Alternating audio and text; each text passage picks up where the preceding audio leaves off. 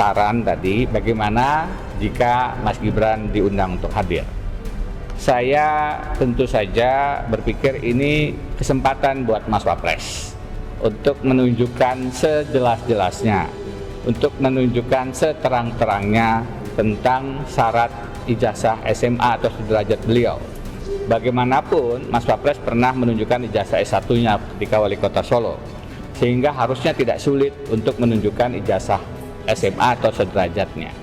Nah, ini di ruang sidang pengadilan yang terhormat, sehingga adalah forum yang layak dan pantas untuk Mas Gibran hadir menghormati panggilan pengadilan dan menunjukkan secara jelas bagaimana duduk pangkal terkait dengan sekolah beliau. Jika ada ijazah SMA-nya, saya berhenti untuk melakukan langkah-langkah advokasi untuk beliau mundur. Ijazah SMA atau sederajat yang asli. Jika tidak, maka dengan segala hormat berarti tidak memenuhi syarat pendidikan untuk menjadi calon wakil presiden, maka secara hukum tata negara memang itu ada ketentuan berhenti, artinya mengundurkan diri, atau jika tidak diberhentikan. Itulah proses impeachment yang secara konstitusi kita dimungkinkan. Bismillahirrahmanirrahim. Assalamualaikum warahmatullahi wabarakatuh. Waalaikumsalam warahmatullahi. Selamat siang teman-teman semua. Jadi saya pada kesempatan hari ini hadir di PT UN.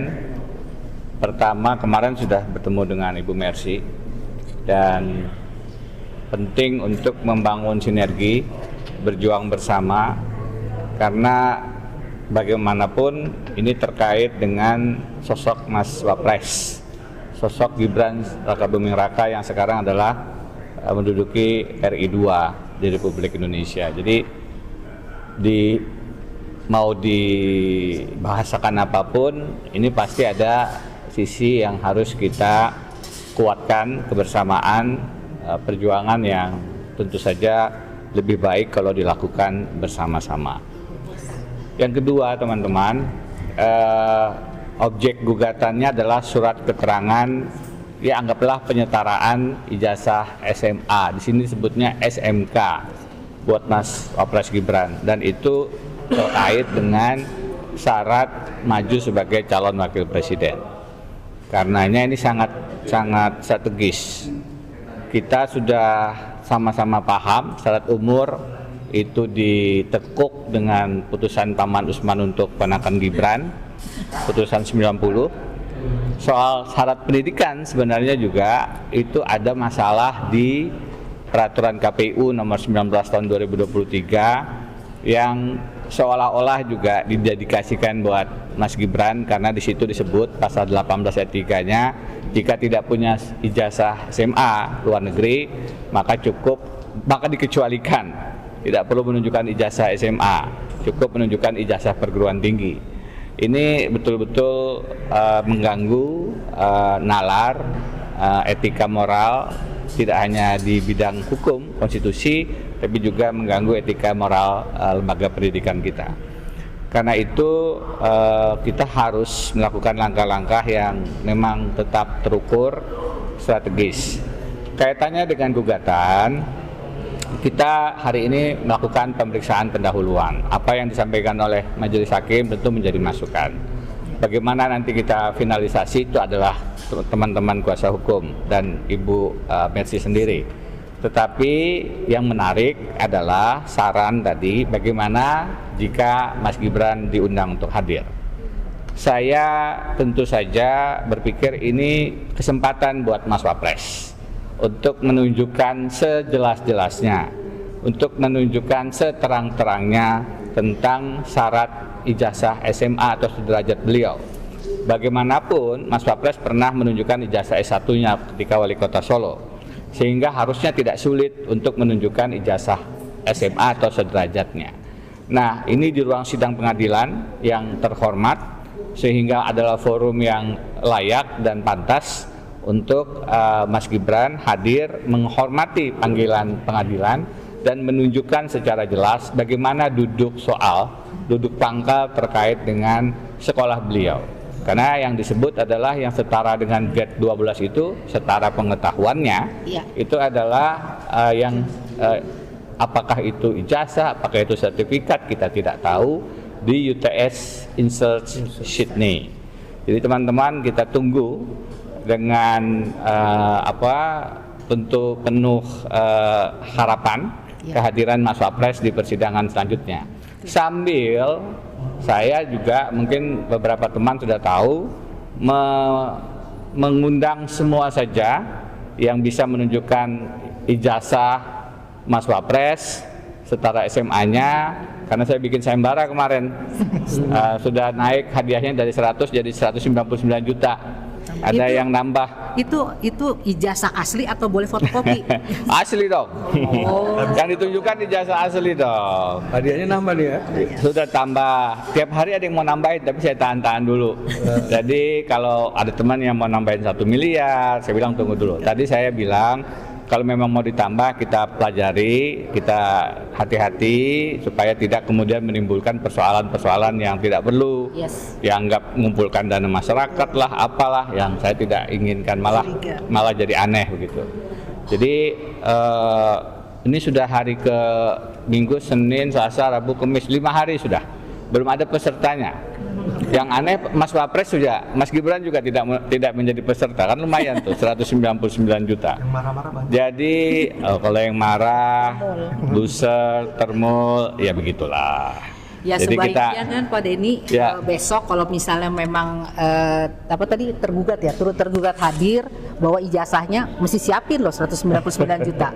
Harus loh. Ya, kita berharap. Saya sudah bikin pernyataan, jika ada ijazah SMA-nya saya berhenti untuk melakukan langkah-langkah advokasi untuk beliau mundur.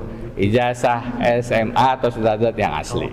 Jika tidak, maka dengan segala hormat berarti tidak memenuhi syarat pendidikan untuk menjadi calon wakil presiden, maka secara hukum tata negara memang itu ada ketentuan berhenti, artinya mengundurkan diri, atau jika tidak diberhentikan. Itulah proses impeachment yang secara konstitusi kita dimungkinkan. Saya pikir itu dari saya. Terima kasih teman-teman. Nah, mungkin ini Pak Dwi yang ini nih yang gugat nih. Iya, silakan. Pak Dwi sini. Silakan. Baik, terima kasih. Assalamualaikum warahmatullahi wabarakatuh.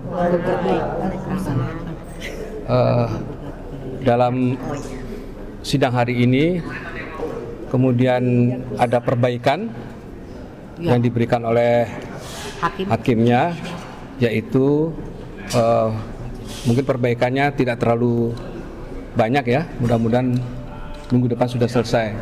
Tetapi yang perlu kita sikapi adalah mengenai adanya surat yang dikeluarkan dari Kemendiksus. Kemendikdasmen menjadi Dirjen Dikmendiksus.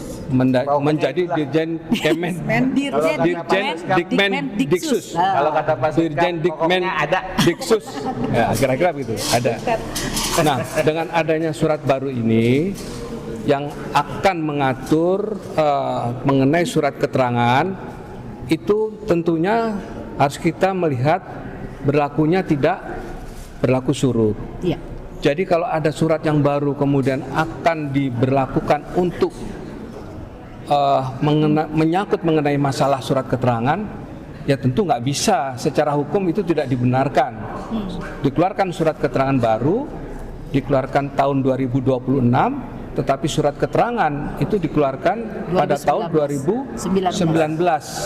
Sudah cukup jauh waktunya, kemudian surat yang baru ini atau surat keputusan yang baru ini akan diberlakukan atau surut ke belakang, itu jelas nggak mungkin gitu. Ya, jadi tolong Kementerian Kemendikdasmen, ya, Anda seorang pendidik, di sana banyak orang-orang pendidik, jadi cobalah berpikir sedikit mengenai proses hukum ini. Juga jangan sembarangan mengeluarkan surat yang tidak penting hanya untuk mencoba ya katakanlah menciptakan suasana seolah-olah bahwa Kemendikdasmen itu adalah melakukan suatu kebenaran dengan mengeluarkan surat keterangan tersebut. Silakan Anda berpikir seperti itu, tapi nanti yang memutuskan adalah majelis petun. Dan kemudian kalau nanti di proses persidangan ini berjalan, saya sangat berharap sekali bahwa hakim tidak dapat diintervensi oleh siapapun. Amin. Itu yang kami harapkan.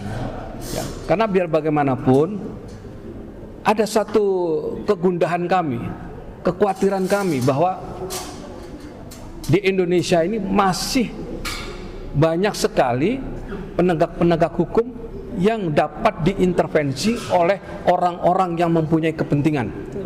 Ya, sangat jelas kasat mata sekali. Beberapa kasus bisa kita lihat. Ya, saya 15 tahun di Mahkamah Agung sebagai hakim agung ad hoc. Tentu tidak sembarangan saya berbicara seperti ini kalau tidak berdasarkan kejadian-kejadian maupun peristiwa-peristiwa yang saya lihat sendiri. Saya lihat sendiri dan seperti itulah adanya. Banyak sekali penegak-penegak hukum, ya, baik itu dari kepolisian, kejaksaan maupun lembaga yudikatif, dalam hal ini adalah di bawah Mahkamah Agung, yang banyak diintervensi oleh pihak-pihak yang mempunyai kepentingan. Mudah-mudahan semua hakim, semua peradilan yang menangani masalah kasus ijazah Jokowi, juga masalah surat keterangan Saudara Gibran, harus mempunyai integritas dan harus berani menolak intervensi. Sekali lagi, Amin. Nasib bangsa Indonesia ini, Generasi muda.